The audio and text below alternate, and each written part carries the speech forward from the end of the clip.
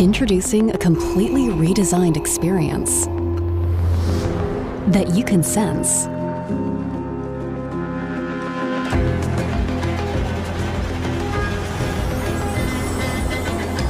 And that senses you. The new Dell Latitude laptops bring your work closer to you.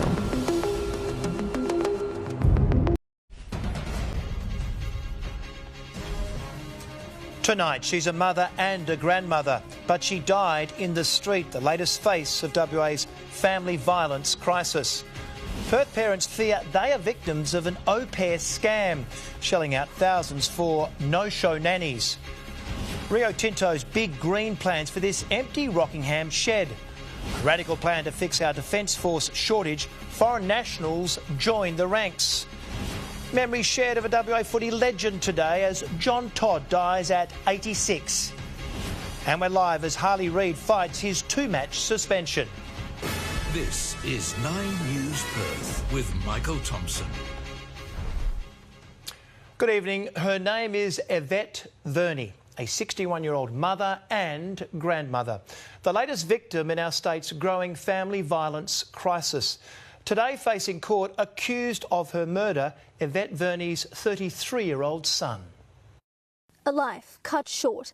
Yvette Verney allegedly murdered by her son, Harley James Jeffries. This is a dreadful, violent case of family domestic violence.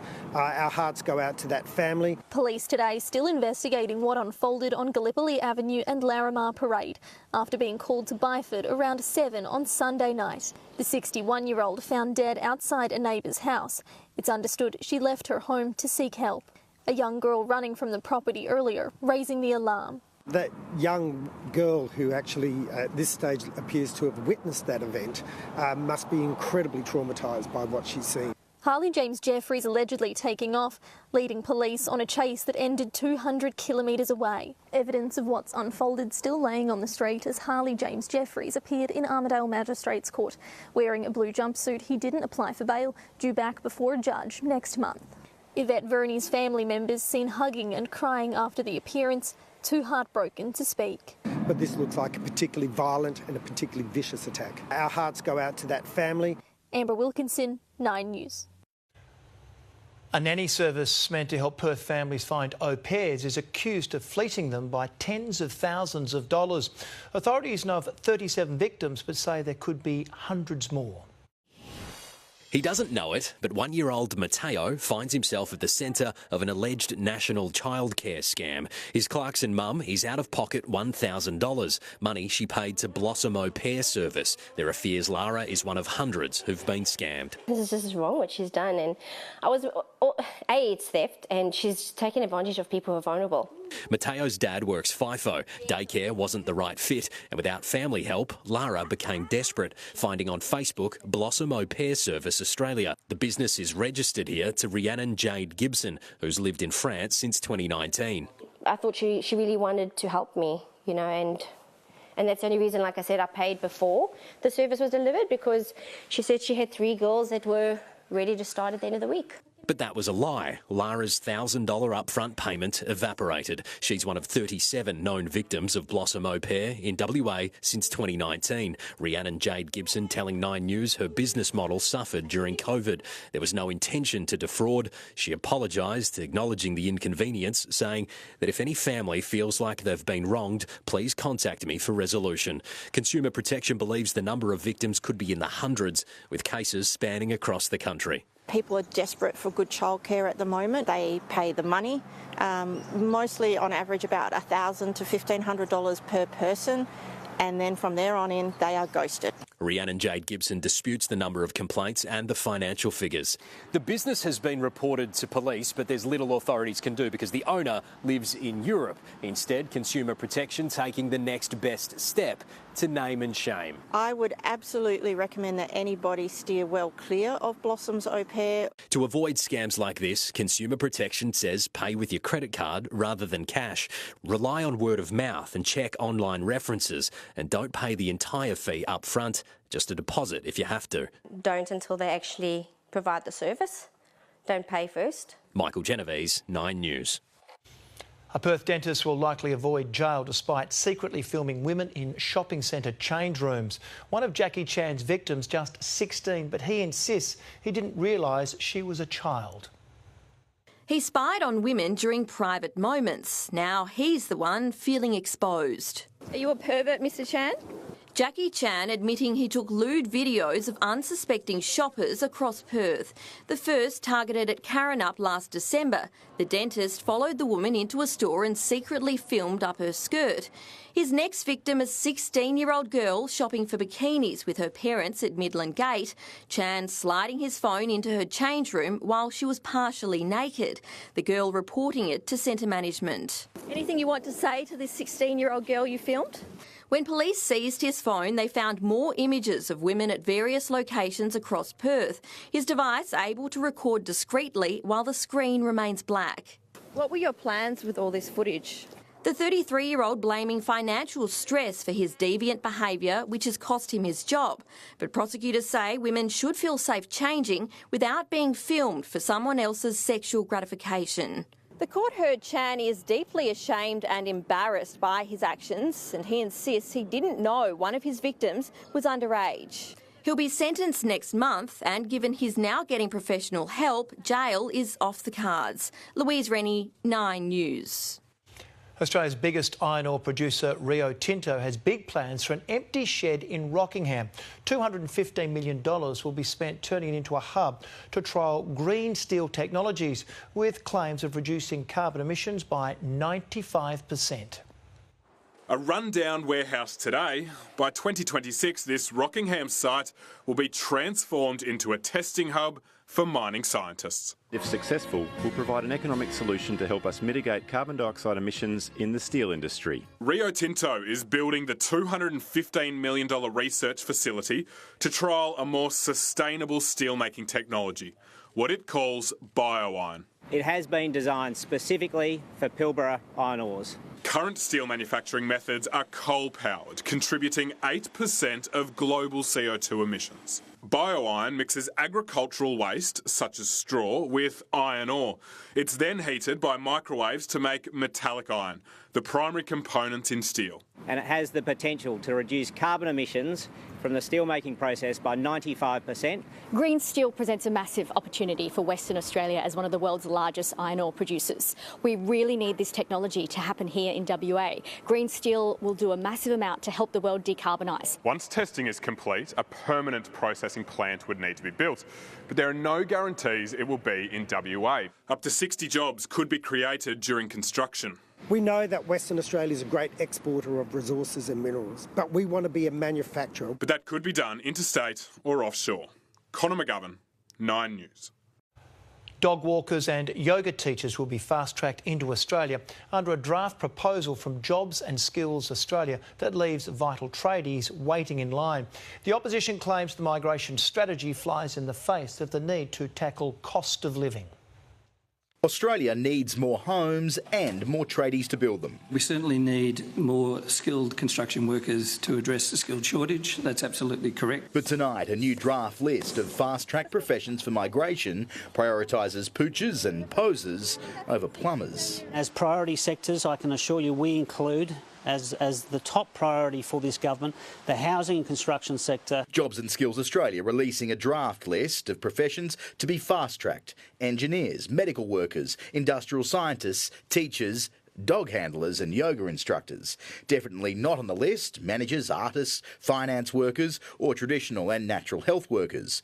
Builders, plumbers and roofers, all considered maybe. We have to house all Australians. We cannot build homes with wellness instructors. You think as the country battles through the largest skill shortage that we will bequeath, they would have something to say about skills. We're also giving more support to apprentices and employers. If you could just calm down, take deep breaths, find his inner self. Peak Bodies insisting thousands of tradies need to be given migration priority until a new generation can be trained on the tools. Australia is desperate for tradies. It's simple as that. Migration is the short-term solution. But more migration will need more homes. The opposition is vowing to cut migration, but tonight adamant that tradies would still be prioritised. They would be at the top of our list. We want to see more of those tradies. Charles Croucher, 9 News. One of our best-known cruise lines is sailing into the sunset tonight. After more than 90 years in Australia, the P&O brand is being scrapped. Its operations to be folded into Carnival Cruises in less than a year. Boarding the Pacific Explorer in Brisbane, passengers were surprised to hear this P&O cruise could be their last. I was shocked. I hadn't sort of heard. Bit shame to see them go, but what can you do, you know? Sign of the times, I suppose. From next year, the iconic P&O Australia brand will no longer exist, with local operations being taken over by Carnival Cruise Line Australia. It's a sad day for Australian cruising. They never really fully recovered from COVID. They've been back now for 2 years. There is demand, but I just don't think that they could catch up. The Pacific Encounter and Pacific Adventure will be rebranded to Carnival, while the Pacific Explorer will be retired in February, destined for the scrapyard like these vessels in Turkey. I love Dora. She's a nice old ship and she's beautiful inside. President of Carnival Cruise Line, Christine Duffy, flew into Sydney from the US to break the news. A small number of administrative staff have been made redundant, while crew on the Explorer will be redeployed to other ships in the fleet. Parent company Carnival Corporation says it's a necessary and strategic decision in the face of increased operating costs. Passengers will be notified in the coming days of any changes to their upcoming bookings. Sydney Harbour has a new shipping terminal. For more than 90 years, P&O cruise ships have been a familiar sight on Australian waters. A new liner on her first voyage. And as P&O prepares to bid Australia bon voyage, you know they'll be going out in style. Kate Creedon, 9 News. Australia will soon be defended by foreign nationals as part of a radical plan to solve the military's recruitment problem. But the government has had to clarify which countries will qualify and whether China would make the cut. Defence has spent millions promoting the military life. There's no stopping us until mission success. The excitement, the travel and camaraderie. But too few are responding to the call-up. We are crossing the Rubicon of allowing non-citizens to join the Australian Defence Force. Australia's Army, Navy and Air Force to soon welcome foreign recruits. From the 1st of July, Kiwis will be able to join the ADF. And from January next year, Americans, Brits and Canadians, provided they've been permanent residents for at least 12 months and they take up Australian citizenship within 90 days of signing up. The government's already flagged that Pacific Islanders might also join the ADF. Thank you, sir. The Minister for Defence Personnel, Matt Keogh, today even more ambitious, saying all foreigners could enlist. From 1 January next year, any permanent resident in Australia who has been here for at least 1 year would be able to apply. Richard Marles was asked whether a permanent resident from China, for example, might qualify. We're really focusing on Five Eyes countries and then the Pacific. It should be a list of countries that are acceptable rather than a prohibition list. It's a dog's breakfast. The opposition saying the government's policy was confused. Labor's plan to recruit migrants into the Defence Force is a half-baked idea. There was no debate, there was no discussion. They've just dropped this morning without any notice. There are no bounds that they won't cross in order to run a scare campaign. The opposition has, in the past, also endorsed foreign enlistment. But with such a major change to defence recruitment, the government needed to land this policy with a lot more precision. Andrew Probyn, 9 News. Eagles star Harley Reid is currently fronting the AFL Tribunal, and Paddy Sweeney West Coast are fighting to reduce his suspension. That is the goal, Tomo, and Harley Reid's hearing is now into its second hour. The Tribunal now deliberating on a verdict, with the star midfielder opting against giving evidence from club headquarters. West Coast are seeking Reid's high-impact grading be changed to medium, resulting in his original two-match ban being halved. St Kilda's medical report stating Darcy Wilson required no medical treatment, had no concussion symptoms during or post-game and isn't expected to miss any trainings or matches. That's a tackle we have to take out of the game. That's the sling. Head hits the ground. It's everything we don't want. I think the Rising Star favourite is in a world of pain.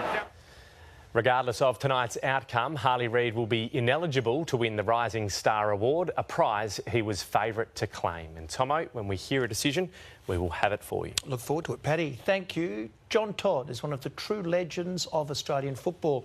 A teen superstar in his debut season with South Fremantle way back in 1955, going on to coach the West Coast Eagles and leading them to their first ever final. John Todd died this morning, aged 86. At the age of 17, he turned the football world upside down. I still believe that no one has bettered that. In 63 years, I still am the youngest Sandover medal winner, so that would probably go with me to my grave, I suppose. Todd has a shot with his left foot. And it'll bounce through for 4 points. A teenage genius, many described John Todd as the greatest young talent they had seen. But a devastating knee injury almost ended his career. Even though he still won many player awards, got state and All-Australian selection, he was never the same and he turned to coaching. It was tough, pretty hard. I wasn't meant to be a coach, really. I just would love to have played to my potential, but that was taken away, so the next best was be a coach. But fellas, we've all got to contribute. You've got to work harder. It's a life or death situation. Never meant to be a coach, his record is remarkable. 6 premierships with Swans, East Fremantle and South Fremantle. He coached the Eagles to their first ever final series in 1988. To play in that final was unbelievable, and they were unlucky not to win that first final as well, elimination final against Melbourne at Waverley. He was unrelenting as a coach. He demanded more than you thought you had in you, and then of course you found that you had a lot more to give than you thought you had to give because Toddy demanded everything you had. He coached Western Australia 14 times, led Australia in 6 international series. He was tough, upset some people, but John Todd was a giant of the game. He was a huge influence on my life and my football career. I rate him as my best coach. I know I had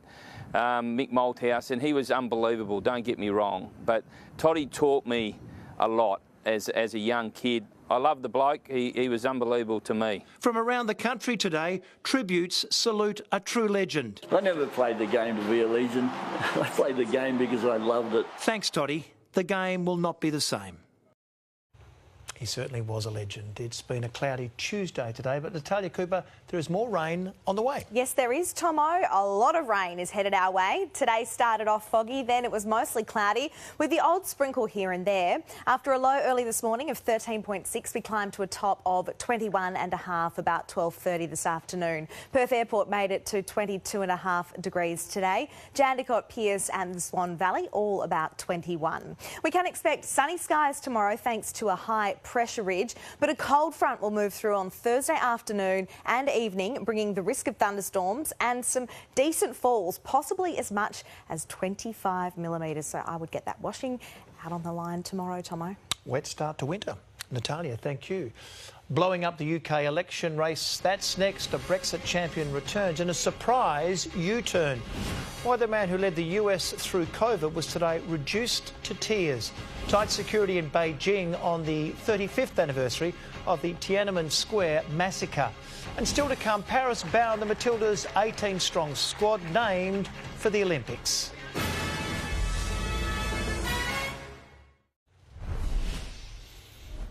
Another huge blow for UK Prime Minister Rishi Sunak tonight, with controversial far-right figure Nigel Farage backflipping on his decision not to stand at the general election. The Donald Trump ally now threatens to steal desperately needed votes from the embattled leader. A politician turned broadcaster turned politician. We think this election needs a bit of gingering up. Nigel Farage once again making headlines and causing headaches for Rishi Sunak's Conservatives. Days after ruling himself out of time and out from running when Mr Sunak rained on his parade by calling a snap election, the former Brexiteer making a U-turn and taking over as Reform UK party leader. I've changed my mind. It's allowed, you know. Despite standing unsuccessfully 7 times before, the 60-year-old is a household name in the UK. Also known as Mr Brexit, he's a staunch Donald Trump ally. Oh, I'm non-controversial and shy compared to you. And shares similar views on border policy. That this is the immigration election, but it is. Mr Farage's candidacy and influence threatens to steal far-right support, votes Mr Sunak can't afford to lose. A vote for anyone who's not a Conservative candidate is just a vote to put Keir Starmer in number 10.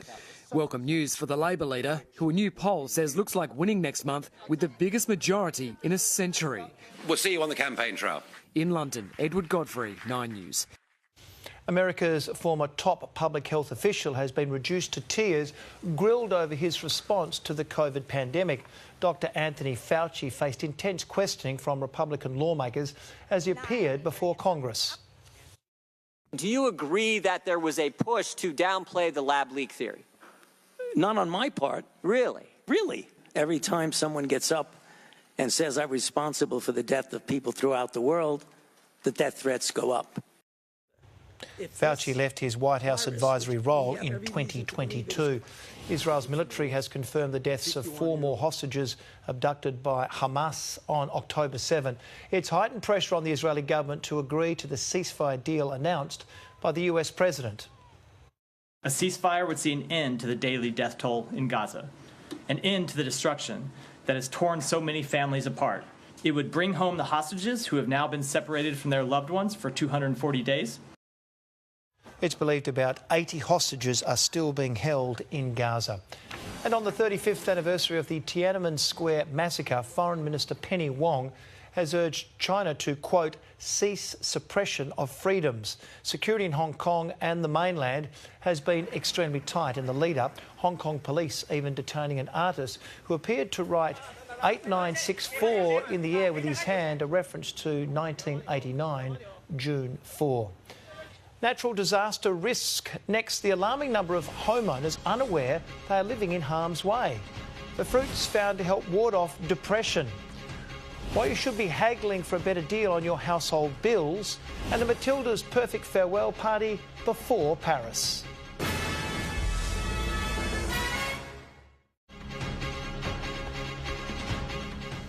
Half of all Australian homes are in natural disaster zones at risk of bushfire and flood. And as insurance premiums soar, a growing number of residents don't have enough coverage. It's a now familiar devastation, fresh memories of fire or flood. And as the population grows and spreads, so too does the threat. We are seeing more people live on perilous land in order to find a place to call home.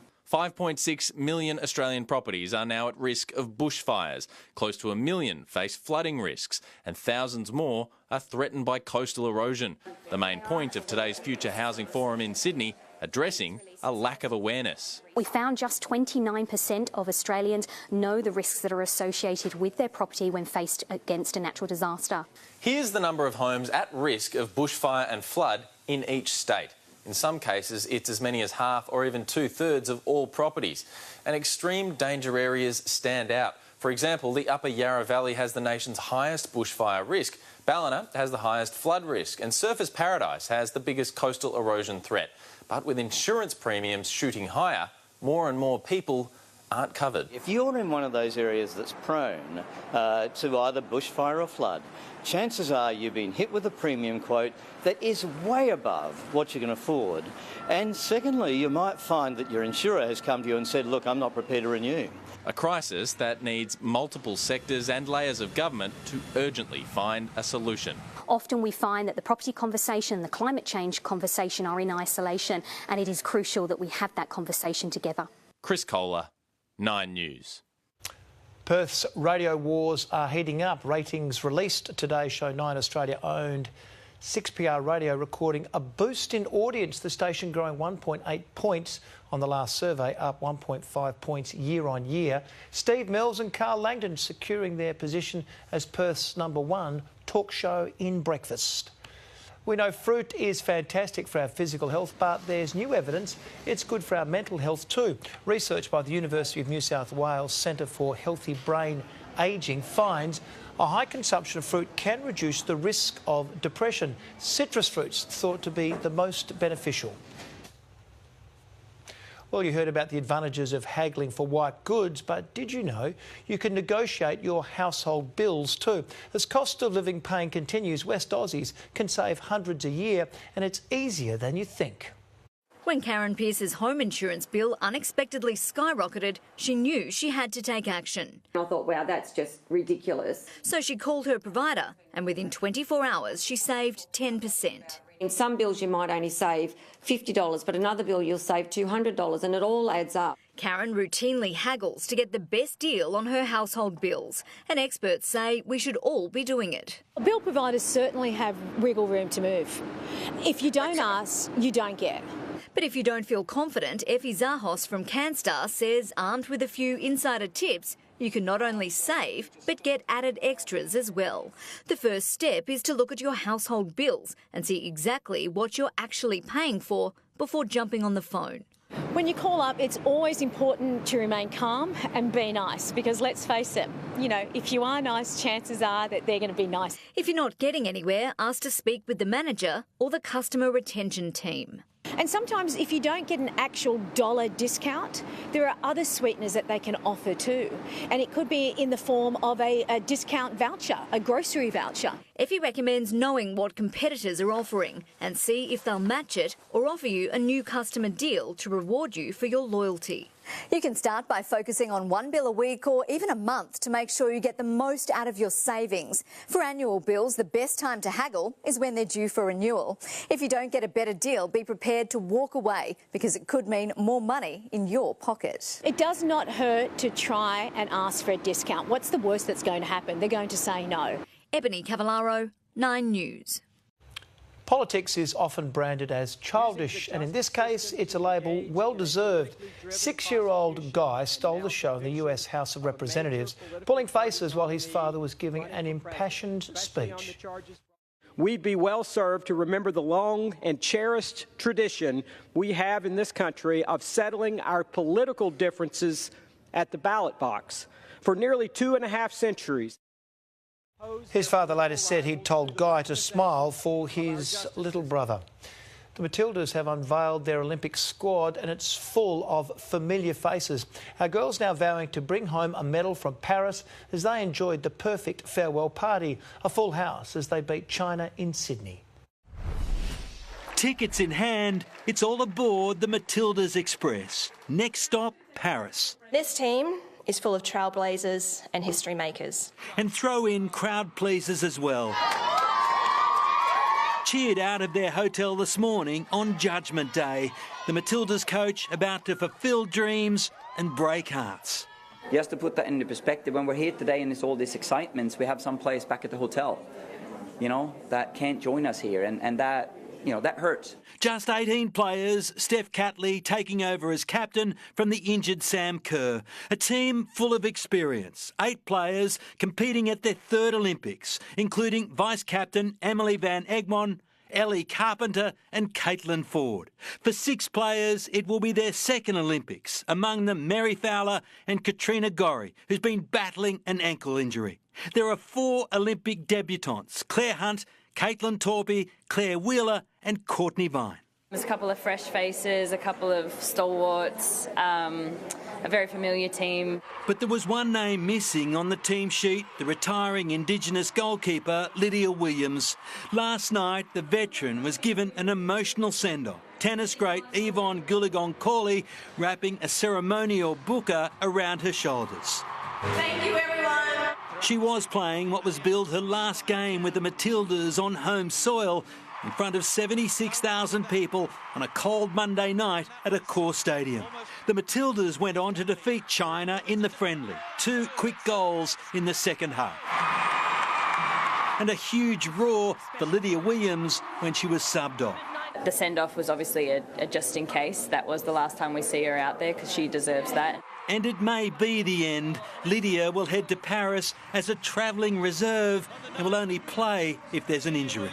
So we've got a team and now it's their turn to make history. And while we've gone close, the Matildas have never won an Olympic medal. 4th in Tokyo, but determined to go at least one better in Paris. This time round, we really want to come away with something. It's all over.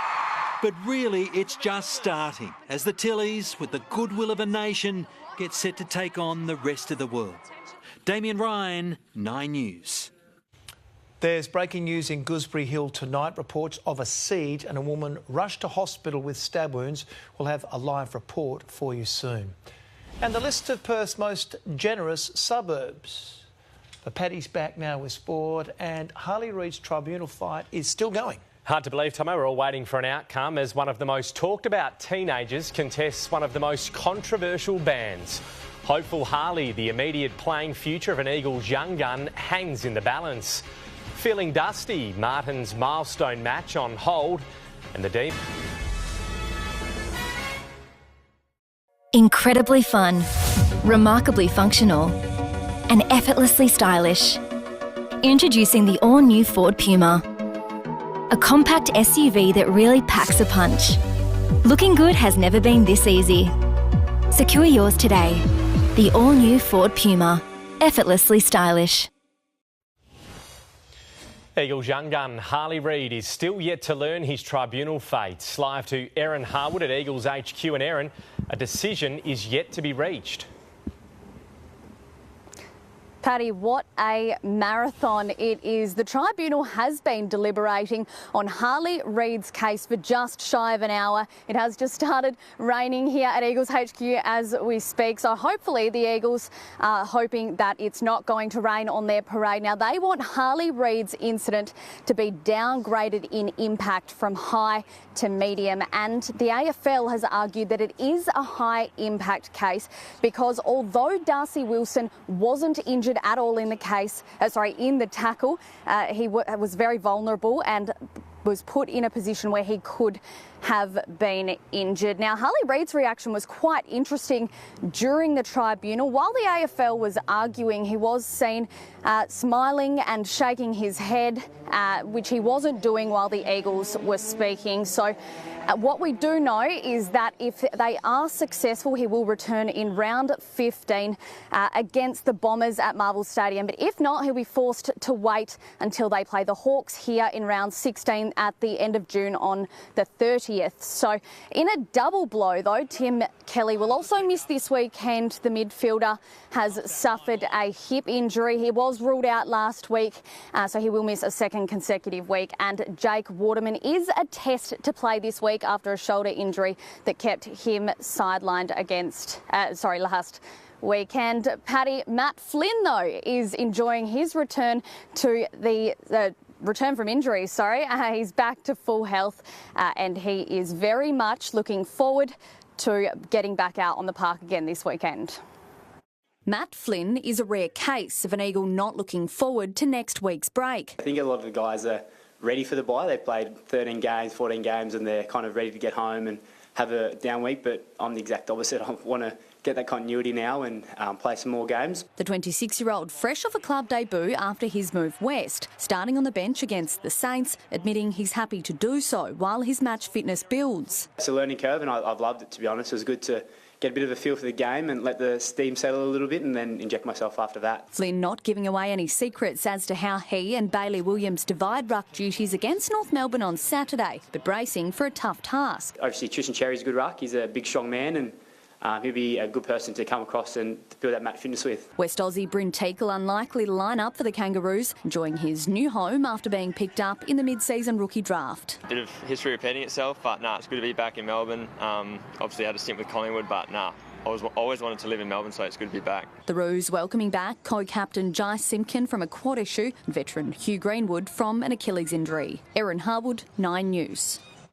Dustin Martin's 300th game has been put on hold with the superstar ruled out of Thursday night's away clash against Adelaide through illness.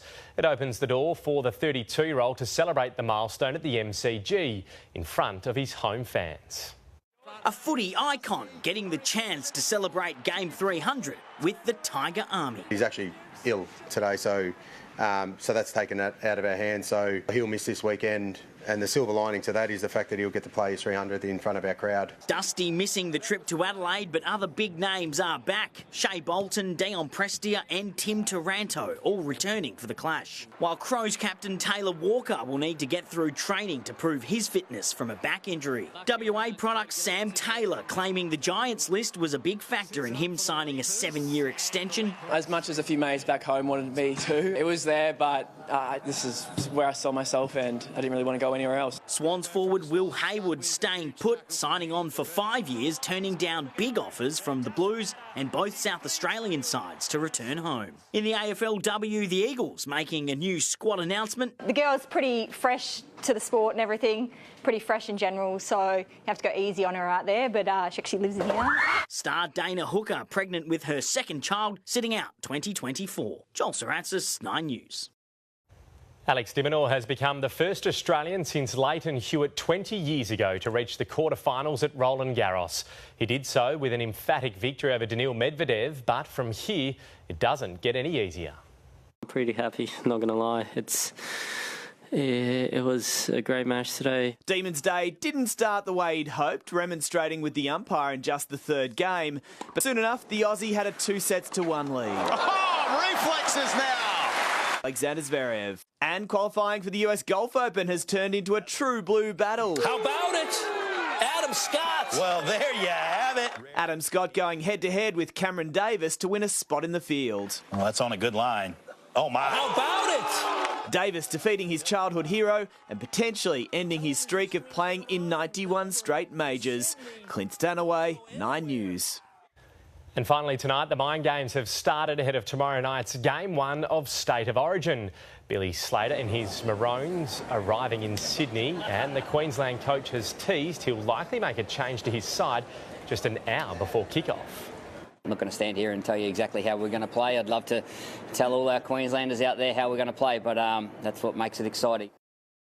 And coverage of Origin 1 is live on 9 from 5:30 p.m. tomorrow, straight after 9 News at the special time of 5 p.m. Tomo, we have finally got an outcome in the Harley Reid Tribunal case. News just in, the Eagles have failed to have that ban slashed from 2 matches down to 1. So he'll now miss those 2 games against the Kangaroos and also Essendon, meaning it will be almost a month between games of football for Harley Reid. It's a long out, isn't it? It is. Paddy, thank you for that update. We have breaking news next on a siege in the Perth Hills. We have a reporter live from Gooseberry Hill. And multi-million-dollar views from this luxurious Perth penthouse will take you inside. Then Natalia with the forecast, and a dry day is ahead. Yes, Tomo, make the most of the sunshine tomorrow because we'll see decent rain on Thursday afternoon and evening. There's another quite significant front due on the weekend. I'll have the details very soon.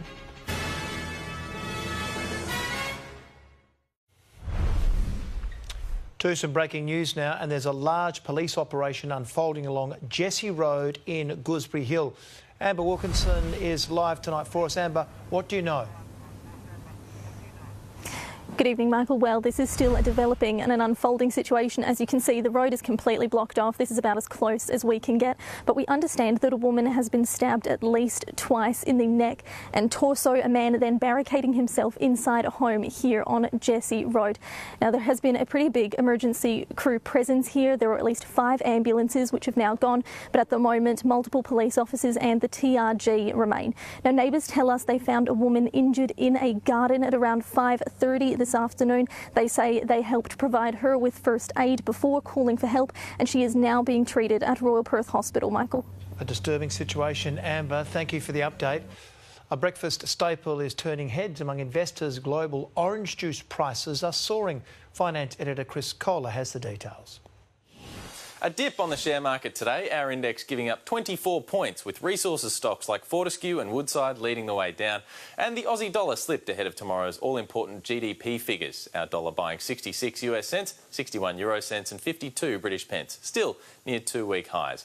Further afield, what is going on with orange juice? The price of frozen concentrated OJ is now 5 times higher than it was in 2020. The reason seems to be bad growing conditions in places like Brazil, but that'll cause a problem for a range of food and beverage manufacturers all over the world. By the way, some of you will remember that is the exact trade in the movie Trading Places. So sometimes life does imitate art. Let's take a look at the price of unleaded petrol across Perth. Tomorrow, the average will jump to $2.3.4 a litre. But you can find it more than 40 cents cheaper on Marmion Avenue in Alkimos. We're about to take you inside one of Perth's most impressive penthouse apartments with a jaw-dropping price tag. The 1,800 square metre property is now on the market. Welcome home to an entertainer's paradise, this 2-level penthouse nestled in the heart of East Perth. Absolutely, unequivocally, one of Perth's most spectacular penthouse apartments. One of just 5 apartments in the exclusive Brown Street complex, now on the market for a cool $18.88 million, boasting 1,800 square metres with its own private rooftop and pool. Well, they don't make them like this very frequently. This takes vision and it takes a bit of courage to build something that is unique. The 6-bedroom, 8-bathroom luxury residence could be your home away from home. And no matter where you look, it's views, views and more views. It's got the most spectacular verandas and balconies of any property in Perth. They're massive. Looking out on the rooftop, the Matagara Bridge to the right and Optus Stadium to the left. So close you can hear the roar from the field. The entire complex designed by a WA entrepreneur, the penthouse, his prized possession. He bought the building and completely repurposed it. So stripped it out, had the vision to guide the architects and the engineering that went into creating this. But how can we forget the cinema room? Or what about your own wine cellar? Temperature controlled to keep your bottles at their best. Properties of this scale have a niche buying market. Agents say they're spreading their campaign far and wide throughout Asia, including Singapore, where the Perth market is particularly attractive. Wealthy families out of Singapore is one of our key markets for properties like this. Those big urban centres from around the world is where our audience comes from. The property comes fully furnished. It's just missing a new owner. Emma Griffiths, 9 News. The Red Cross is revealing WA's most generous suburbs, and they are Karrinyup, Innaloo, Doubleview, Perth, Churchlands, Gwelup and Woodlands. Our state is also the most generous in the country when it comes to donations. The Red Cross says 7,200 West Aussies have donated an average $1,111 in the past year, which is great to hear. A dry Wednesday ahead before a wet Thursday. Natalia is back with a forecast next.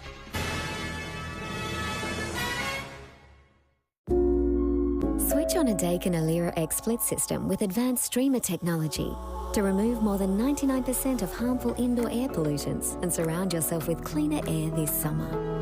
Daikin, perfecting the air. Welcome back. The day started out with some fog, then it was mostly cloudy in Perth. Some suburbs have had a light sprinkle. 14 degrees was our overnight low. 21 was our maximum temperature today, which is a couple of degrees warmer than the June average. And currently in the city, it's sitting on 18. To the charts, and we will see sunshine tomorrow thanks to a high. A cold front is approaching though and will move through on Thursday afternoon and evening, bringing some decent falls. In other parts of the country tomorrow, mostly sunny and 22 in Brisbane. Rain developing and 20 degrees for Sydney and a cloudy top of 15 for Melbourne. Back in the north of our state, sunny and 28 for Kununurra and Broome, windy and 26 degrees in Karratha, 25 the top for Exmouth and 23 in Newman. Further south, a sunny 26 in Geraldton. Bunbury might get a shower or two. Augusta could pick up 5 millimetres, partly cloudy in Albany though and mostly sunny in Esperance. On the waters, northerly winds to about 10 knots, increasing to 15 to 25 knots before dawn, seas to 1.5 metres and swell to 2.5. Across the metro area tomorrow, a sunny 24 at Joondalup, 23 degrees in Fremantle and 22 for Mandurah. So the forecast for Perth, sunny skies tomorrow. There is the chance of morning fog about the hills, 23 the top after a low tonight of 11 degrees. Looking ahead, becoming cloudy on Thursday, rain in the afternoon and evening, possibly as much as 25 millimetres and the chance of thunderstorms too. A morning shower or two for Friday and 20. Showers increasing later on Saturday when another 25 millimetres could land in the gauge. Sunday is looking very wet, as much as 25, make that 45 millimetres to fall. More showers for Monday and showers easing this time next week. So over the next 7 days, we could see as much as 100 millimetres of rain. Tomo, quite unbelievable. It is, and I don't feel so feeling guilty about all that dry weather we had before. Natalia, thank you, and that is 9 News this hour. Now, don't forget, we're on at a special time tomorrow night, 5 p.m. That's because of State of Origin. So 5 p.m. at 9 News, then State of Origin will follow. See you then. Good night.